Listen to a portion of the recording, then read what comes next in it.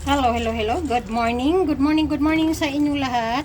Ito nagluluto ako ng nagluluto ako ng ginataang kalabasa. Pero kakaiba itong ginataang kong kalabasa kasi instead na using of string beans, ang ginamit ko ay ladyfinger, yung okra. Yan ang ginagamit ko kasi hindi kami masyadong friend sa yung string beans. Okra guys ang aking ginamit ko. Ayan. Okra and pumpkin, kalabasa. Ayan. Tapos isang niyog na gata. Ayan, fresh gata. Yan ang ginamit ko guys. O, ayan. Itong aking alimasag ay super taba yan. Mga babae lahat yan. Ayan, may mga itlog pa yan guys. Nangingitlog yung iba, may mga itlog. O ayan o, ito may itlog to. O ayan, may itlog siya. O ayan, itlog niya o. Ayan. Ayan siya guys.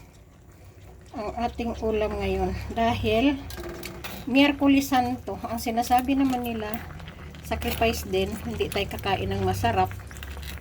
Kain tayo ng mga Ayan, medyo hilaw pa. Lutuin lang natin. Guys, ang procedure nito, siguro alam nyo naman, ang procedure ko dito ay ginisa ko muna ginisa ko muna sa bawang sibuyas at saka ginger. And then, nilagay ko yung kalabasa mo na gulay. Tapos, sinunod ko na rin yung, tawag dito, alimasag. And then, lahat na mikos-mikos na yun, pati, tapos yung mga spices, ay yung pampalasa. Patis, at saka hindi ako guys gumamit ng asin. Ang ginamit ko dito ay patis lang lahat. Although gumamit man ako ng asin, ang ginagamit kong asin ay Himalayan salt. Kung sino ang familiar sa Himalayan salt, yun ang ginagamit ko. Yung asin na kulay pink. Ayun, kasi napaka-healthy ang asin daw na yan, sabi ng mga doktor. Ayan, wala namang masama kung sumunod tayo. Ayan. Ayan na guys, ang ating ulam. Medyo pa siya. Medyo matigas pa yung kalabasa ng kaunti. Nakalagay na lahat guys ang dyan. Nandiyan na yung isang buong niyog ang aking nilagay para masarap.